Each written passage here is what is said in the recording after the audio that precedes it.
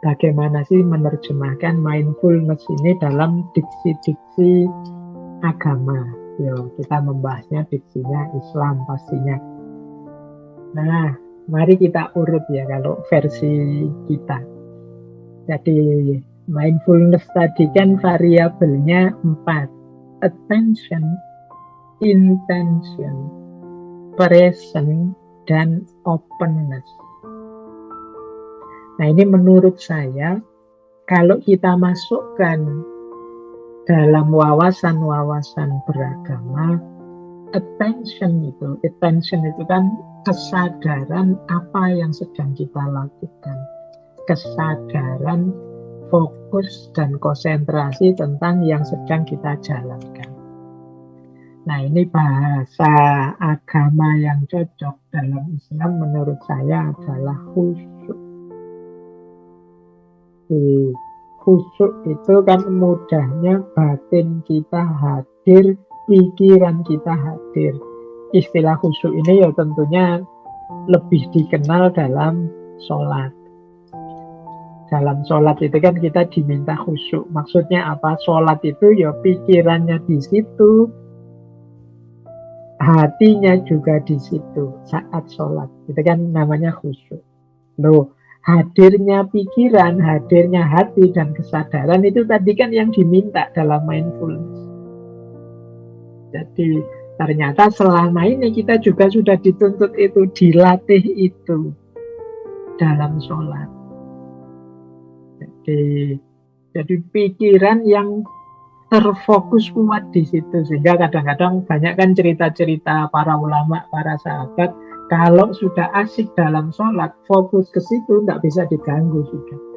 Bahkan ada cerita sahabat yang ketika dirinya kena panah, untuk orang bisa mencabut panah ini, dia minta izin sholat dulu. Karena ketika sholat, fokus pikiran, fokus batin sepenuhnya pada Allah saja, sehingga sakit fisiknya bisa terminimalisir. Loh, ini salah satu ilustrasi saja.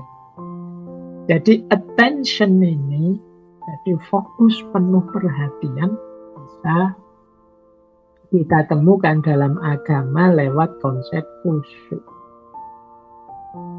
Mungkin memang Allah menuntun kita lewat sholat itu antara lain melatih keseriusan hidup dalam aspek khusyuk. Tadi kan mindful itu bolak-balik kita terjemahkan sebagai hidup yang serius, hidup yang sepenuh hati, sepenuh kesadaran. Dan ini menjadi prasyarat yang harus kita hidupkan dalam sholat. Ini mungkin di antara rahasia hikmahnya kekhusyukan dalam sholat itu yang antara lain dia mengimbas kemampuan kita untuk menghadirkan hati, menghadirkan pikiran dalam setiap aktivitas yang kita lakukan.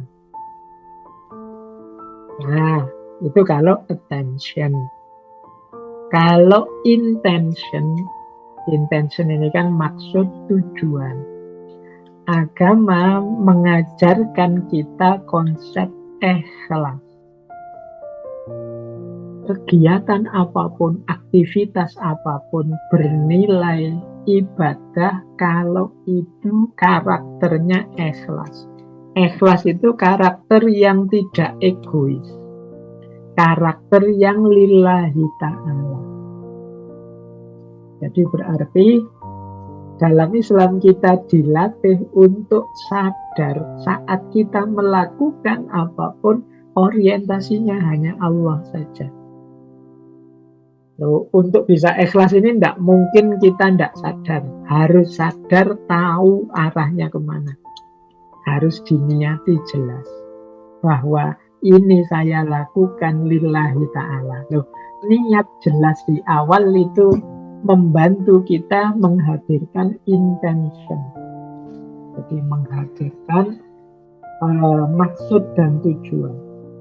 Jadi memudahkan kita untuk tidak harus cari-cari ini tujuannya apa enggak. Segala kebaikan itu mari nawaitunya adalah lillahi ta'ala, untuk Allah saja.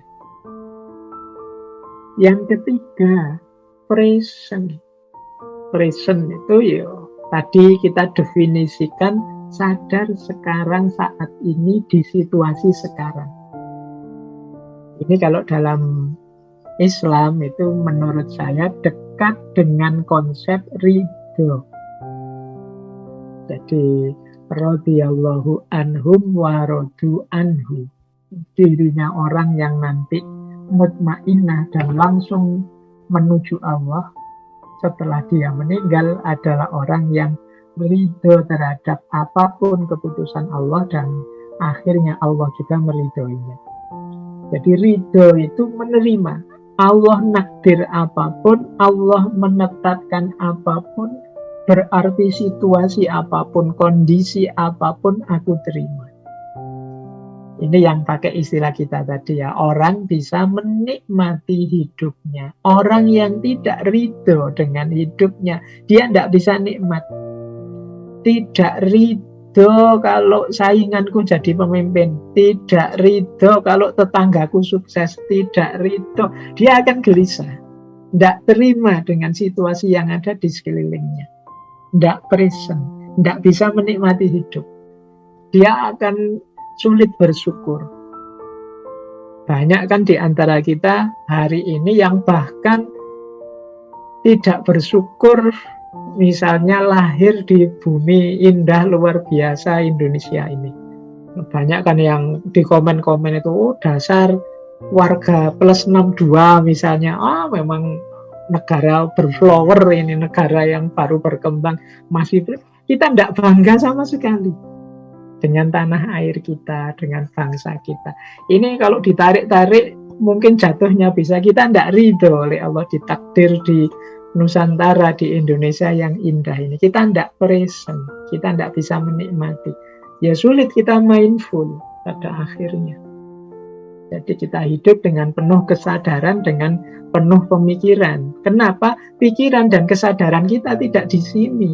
Mungkin kita punya ideal-ideal yang jauh tidak sama dengan situasi hari ini. Nah, itu tidak ridho nanti. Yang keempat, openness.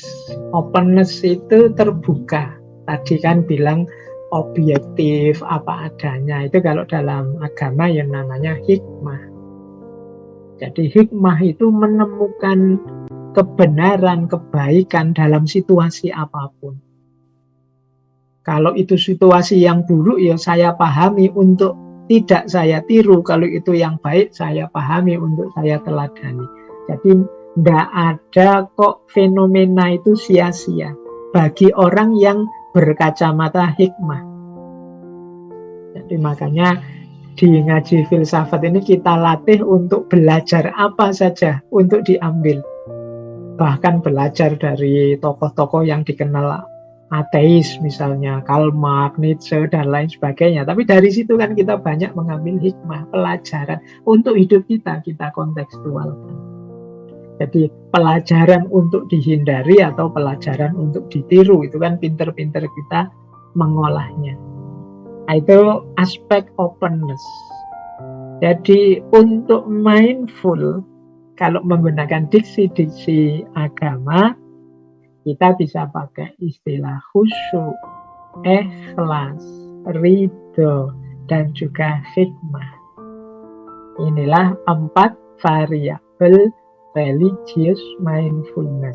Kalau kita setarakan dengan 4 variabel attention, intention, present, dan openness.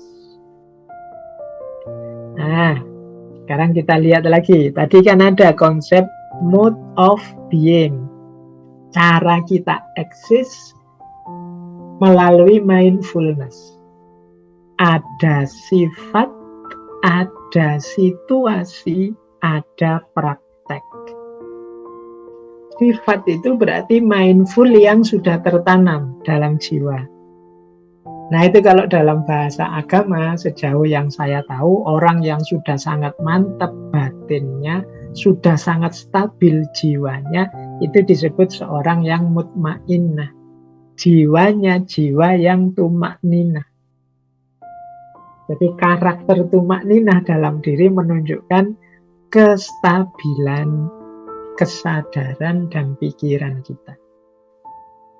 Jadi ini mood of being. Makanya tadi disebut orang tumakninah itu ya ayyatuhan nafsul mutmainnah irji'i ila rabbiki radiyatan mardiyah. Jiwanya penuh ridho dan dia juga diridhoi oleh Allah. Ketika ketumakninahan ini jadi karakter atau sifat. Jadi menurut saya sifat yang mindful itu setara dengan kondisi jiwa yang mantap, yang tumakninah. Nah, kemudian ada juga situasi. Kalau tadi kan karakternya, kalau ini situasi yang dihadapi. Orang yang mindful, yang hidup dengan penuh kesadaran, itu menghadapi situasi apapun, dia punya 3 karakter untuk menghadapi situasi itu. Kalau dalam ilmu akhlak, dalam tasawuf itu, yaitu saya pilih 3. Qanaah, yang kedua warok, dan yang ketiga iffah. Qanaah itu kondisi jiwa yang menerima apa adanya anugerah Allah. Tidak mengeluh ingin lebih. Ini jiwa yang qanaah. Jadi berarti apa? Orang yang qanaah itu dia sangat mindful. Mengapa? Karena dia sadar situasinya dan menerima apa adanya.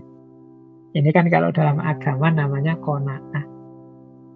Kemudian warok dan iffah. Kalau warok dan iffah ini lanjutannya qanaah. Jadi kemampuan seseorang untuk mengendalikan diri.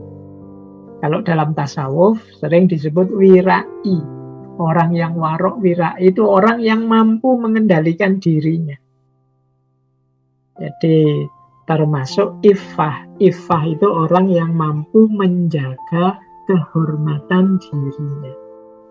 Jadi mindfulness dari aspek situasi itu adalah karakter seseorang yang qanaah, warok, dan iffah. Terus saya lanjut. Nah, sekarang prakteknya. Tadi kan praktek ini berarti kita menjalankan ketika mindful ini belum sepenuhnya jadi sifat, jadi situasi. Kita melakukan pelatihan-pelatihan riyadhah, upaya-upaya membentuk jiwa yang mindful. Nah, prakteknya ini istilah yang sering saya pakai di berbagai kesempatan, yaitu jihad, ijtihad, mujahadah. Dalam bahasa Arab, kata-kata jihad, jahada, yujahidu, juhad itu artinya sungguh-sungguh. Jadi ini tadi kan kita disuruh hidup yang sungguh-sungguh. Jihad itu kesungguh-sungguhan berupaya, berikhtiar. Ijtihad itu kesungguh-sungguhan belajar, nambah ilmu, nambah wawasan. Mujahadah itu kesungguh-sungguhan mendekat kepada Allah. Jadi jihad, ijtihad, mujahadah ini kita menjalani hidup secara sungguh-sungguh. Kita upayakan semaksimal mungkin, kita pelajari sedalam mungkin, dan tidak lupa kita mendekat pada Allah, berdoa agar terkabul apa yang kita inginkan. Itulah jihad, ijtihad, dan mujahadah. Ini praktek untuk kita hidup sepenuh hati, sepenuh jiwa. Inilah mode of being-nya mindful tadi. Berarti kita dituntut untuk mengembangkan sifat yang tumakninah, tenang, mantap dalam kebaikan. Kemudian mental yang qanaah, warok, iffah. Dan praksis hidup yang dipenuhi dengan jihad, ijtihad, dan mujahadah. Inilah mindfulness sebagai mode of being. Nah, kita lanjutkan aspek religiusnya, yang agamanya. Ini tadi kan kita belajar serius dalam hidup kita. Proses apapun hal yang kita lakukan yang menunjukkan mindfulness, itu menurut saya ya rangkaian dari 6 hal ini. Jadi bukti bahwa kita sudah mindful itu ketika aktivitas yang kita jalankan mengandung 6 aspek ini. Ini menunjukkan kita serius, sepenuh hati, sepenuh jiwa menjalankannya. Yang pertama apa? Niat. Jadi niat itu berarti kita tahu makna, tahu tujuan. Makanya kita jalankan. Itu niat. Jadi melakukan sesuatu sepenuh hati itu ya pastinya diniati. Tidak mungkin tidak niat. Kalau tidak niat itu kan namanya iseng saja. Jadi kita memang niat nawa itu. Nah yang kedua, zikir. Zikir itu sambil ingat Allah. Makanya niat itu selalu diarahkan lillahi ta'ala. Dalam Islam selalu dianjurkan mengawali aktivitas apapun dengan basmalah. Bismillahirrahmanirrahim. Ini aspek zikirnya. Jadi Tuhan kita ingat sejak awal hingga akhir tindakan. Jadi setelah niat ada zikir, kemudian ada fikir. Nah, fikir ini menunjukkan hadirnya pikiran, hadirnya akal. Tadi kan diminta sepenuh hati, sepenuh pikiran. Berarti apa? Jangan melakukan sesuatu yang tidak dipertimbangkan sebelumnya atau tidak kita tahu maksudnya, isinya sebelumnya. Nah, ini namanya fikir. Jadi ada niat, ada zikir, ada fikir. Setelah itu baru ikhtiar. Kalau ikhtiar ini melibatkan daya fisik yang kita miliki, diupayakan secara nyata. Kalau sudah ikhtiar, kita kembalikan lagi semuanya pada Allah hasilnya. Itulah tawakal.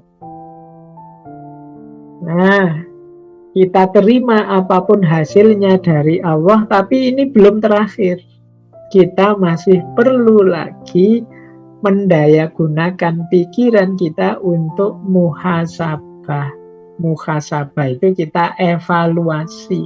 Yang saya lakukan tadi sudah pas apa belum? Sudah cocok apa belum? Ada yang kurang atau tidak? Cara memperbaikinya bagaimana dan seterusnya. Ini namanya muhasabah. Nah, hasilnya muhasabah nanti melahirkan perbuatan yang baru, dimulai dari niat lagi, zikir, fikir, ikhtiar, dan tawakal lagi, yang ini lebih baik dari sebelumnya. Jadi inilah proses hidup yang sepenuh hati, sepenuh jiwa. Kalau dalam terminologi agama, dalam terminologi Islam.